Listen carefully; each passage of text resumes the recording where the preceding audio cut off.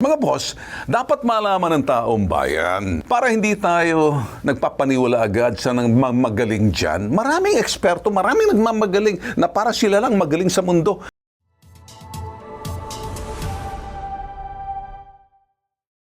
Ano ba problema ng mga diskaya? Ba't kung kani-kanino pa kayo tumatakbo at pinagtatanggol pa kayo hanggang sa Senado? Bakit ito nangulimbat? Si Undersecretary Roberto Bernardo, ibinalik niya po, voluntaryo, yung perang kanya nakulimbat. Anong problema mo, diskaya? Ba't di ka maging ganyan? Na most guilty ka, ito least guilty. Humingi ng public apology. Nagpakita ng kanyang pagsisisi. Hinarap niya po yung problema. Hindi nakakubli kung kani-kaninong senador o abogado eh. Ang kinakailangan lang ng mga diskaya, umamin, confess, mangumpisal, magpakumbaba, magsisi, makipagtulungan at voluntaryo mo isauli, isurrender ang inyong mga nakulimbat na bilyong piso mula sa kaban ng bayan. Gayahin niyo to, ito mismo. Nagsisisi. Humihingi pa siya ng kapatawaran sa tao.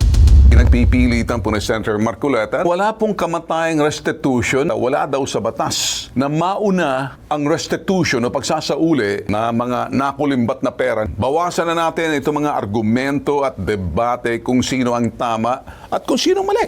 Let's get it straight. Wala na pong paligoy-ligoy dito sa amin. Ang pagsasalita ni Saldico, pwede naman magsalita ka na lang galing sa puso, huwag mo nang lagyan ng mga inarte mo. Maniwala ako kay dyan sa pareho lang ng mga kulay ninyo, wala naman kayong sasalba kahit na sinong tuturo mo. Marami sa atin nakapanood doon po sa Senate Blue Ribbon Committee hearing nitong nakaraang Biyernes sa banggaan ni na Senator Rodante Marcoleta at DOJ Prosecutor General Richard Fadelion. Ang issue, yung wala pong kamatayang restitution na pinagpipilitan po ni Senator Marcoleta nung siya'y, sabihin po na nakaupo pa, Senate Blue Ribbon Committee Chairman, nagkaroon po sila ng bangga anong dating DOJ Secretary, si Boying Rimulya. So, ibig sabihin, mahidwaan po dahil hindi magkakaintindihan. Ako po yung magsasabi sa inyo na pagbabasihan po natin, sabi ito ni Marcoleta, wala daw sa batas na mauna ang restitution o pagsasauli na mga nakulimbat na pera nitong mga the most guilty na mag-asawang kontratistang diskaya dito sa sinasabing maanumalyang ghost flood control projects. Let's get it straight. Wala na pong paligoy-ligoy dito sa amin. Bawasan na natin itong mga argumento at debate kung sino ang tama at kung sino mali. Kung gugustuhin nitong mga diskaya na maging state witness at sumailalim sa State Witness Protection Program ng Department of Justice, abay, lumapit ka, mag-apply ka, sumailalim ka sa panuntunan ng DOJ, Department of Justice. Siguro, sinasabi po ng chairman ng Blue Ribbon Committee si Senator Pampilo Lacson, di mag-apply ka uli.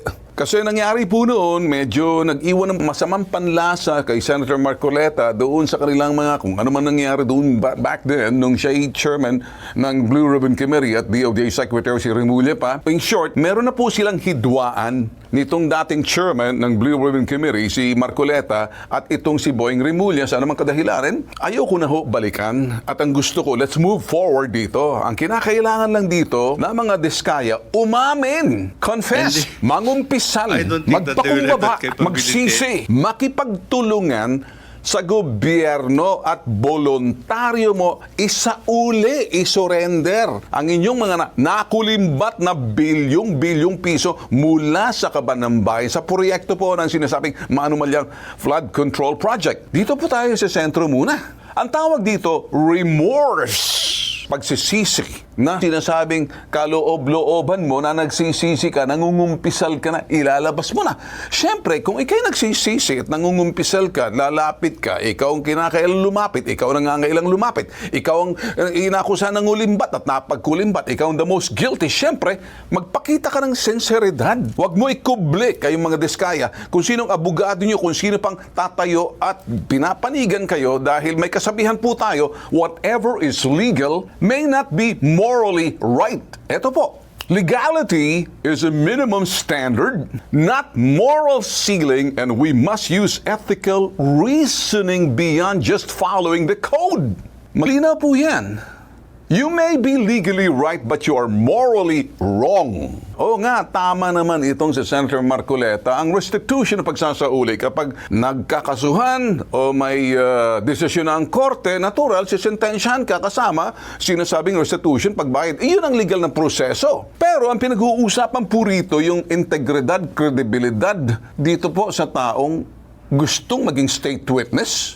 Pinag-uusapan po rito yung konsensya. Yung taong nangulimbat, konsensya, lumalapit ka, nagsisisi ka sa pangyayari na nasangkot ka o talagang voluntaryo ka lumapit dahil nagsisisi ka dahil hindi naman siguro may sakatuparan itong mga anomalyang pangungulimbat nito mga kontratistang malalaki, the most guilty, the least guilty, at saka mga DPWH, of course, dito sa mga kasapakat na mga senador at congressman, kung hindi itong may papel, kung hindi dito sa mga kontratista na to. In other words, the crime was consummated. Yun hong krimen, yung hong pagnanakaw, pangungulimbat, yung bagay na illegal, na hindi mo ginawa, ninakaw mo, niloko mo ang taong bayan, wala kang proyekto, ghost lahat yan. Yung ibig sabihin yun. Ang punto po natin dito, gusto mong maging state witness, hindi mo na kailangan si Marcoleta o abogado mo, kusa na. Hindi na yung gagawa ka ng kondisyon, pinag-uusapan konsensya. Totoo ba sa kalooban mo na nagsisisi ka? There's such thing as remorse, kaya ako lumapit, nangungumpisal ka. Ngayon, dahil nangungumpisal ka, sa batas ng tao, gawa ng tao, legal na proseso, pero may kataas-taasang batas, yung ethical and moral standard, saan ba yan? Sa batas na ng Diyos yan. Sino bang nakaupo sa konsensya mo? Si Satanas o ang buong may kapal? Hindi batas ng tao ng pinagduduldulan. Nasa panig po ako ni Prosecutor General Richard Padalyon kung pag-uusapan ay proseso. Hindi lang legal, kundi pati moral na aspeto, yung senseridad, kredibilidad at integridad ang basihan para maging state witness ka. Mga the most guilty pa naman. Of course, may mga least guilty. Lumapit na. Kung kinokontra nitong si Senator Marcoleta at pinipilit na siya'y tama, hindi naman to debate at argumento sa pagitan ng dalawa nila ni Padalyon. Nililinaw po natin dito. Pinag-uusapan natin dito yung proseso. Ang proseso na maging state witness. Let's not be non-partisan dito. Wala tayong pinapanigan, pero maninindigan. Anong ibig sabihin? We don't take side. We take a stand for what is right. Iba po yung aking nakikita. Kung ngayon po ay naniniwala o hindi. Simple lang naman po. Pag ikay witness, gusto mo maging witness, lumapit ka, mangumpisal ka, aamin ka, magsisisi ka, voluntaryo mong isasauli, voluntaryo, kusang loob. Walang pumipilit sa iyo. Huwag mo nang antayin pa ang batas. Sinusuuli mo Hindi to pilitan. Ngayon, kung ayaw mo, then may karapatan din siguro basihan. Integridad yun Kung talagang totoo ka at gusto mo talagang sasauli, wala ka talagang, Jesus Mariosep, huwag mo nang antayin kung sino magtatanggol sa iyo.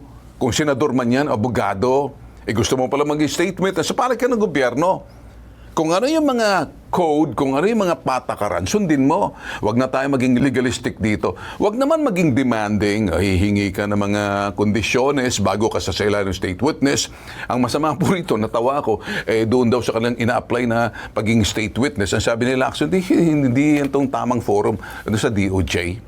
Doon na nagkaroon ng sagutan ka nung Biyernes. Mga boss, dapat malaman ng taong bayan para hindi tayo nagpapaniwala agad sa nagmamagaling dyan. Maraming eksperto, maraming nagmamagaling na para sila lang magaling sa mundo na kapag binangga mo, yayariin ka. So hindi ito debate, mga argumento. Ang importante rito, yung tao. Pero ano bang pagbabasya? Nasabi ko na po, hindi po ako eksperto, hindi po ako abogado, investigador po ako sa media, journalist po ako, advocate po ako, executive po ako. Kahit na paano naman mga bossing, hindi naman po tayo nagsasalita tulad ng iba dyan mga vloggers, sige lang ng sige. Kasi kami, may mga research team din po kami, may mga abogado rin po kami. Gabay din po kami ng legal at meron po mga akademya. Kasama po yan, hindi po basta't nag-iisa. Nagsasalita po tayo, nagmamagaling. Kung anong nasa utak natin, ilalabas natin. Di po ganun. Kaya hindi mahalaga rito sa atin kung sino magaling dyan. Ano po ba ang tama? May batas ng Diyos at batas ng tao. Saan po kayo doon? Pag-uusapan po natin yung pinagsasabi kasi ng dating DOJ Secretary, si Remulla, na ngayon ay ombudsman. Ang pinag-uusapan dito ay yung mga nakaupo sa Department of Justice at yung prosesong ipapatupad nila patungkol sa Witness Protection Program. Meron po silang pamantayan. Wag masyado tayo maging legalistic. Let's be more practical, let's be more discerning, let's be more critical. Paano mo bang suriin yung tao kung nagsasabi ng totoo, nagsasabi ng niloloko ka o ginagamit ka? Paano mo malalaman? Discernment ang tawag doon. Siyempre, pag discernment, anong gagawin mo? Pagbabasihan mo? Legal, moral, ethical. Marami po yan.